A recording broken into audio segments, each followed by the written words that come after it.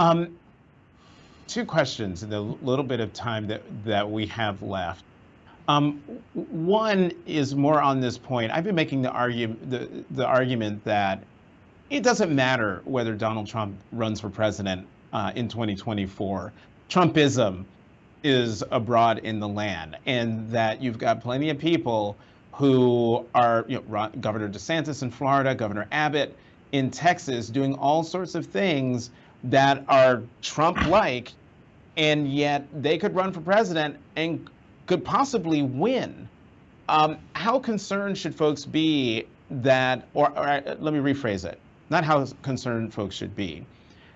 Talk about how mindful people should be that they don't need Donald Trump Exactly. in order to carry out the policies that Donald Trump was trying to implement or was doing when he was president.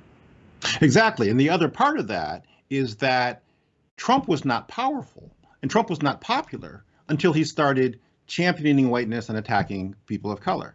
He was at 4% in the polls and among Republicans in May of 2015 until he started calling Mexicans rapists and murderers. And then he zoomed up in the polls and he took first place within a matter of weeks. And that's when he was all like, I could shoot somebody in Fifth Avenue and get away with it, because he saw the power of whiteness. But he's not the first person to do that. And this has been the consistent theme. That's why I talk about the Civil War never ended, the modern day Confederates.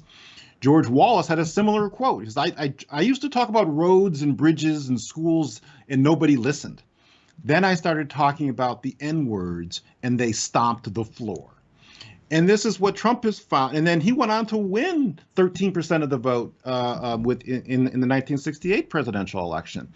So this movement to define this country as a white nation literally goes back to the Civil War. And it continues up to this day. And if it's not Trump, somebody else will be championing that fight in 2024 and beyond.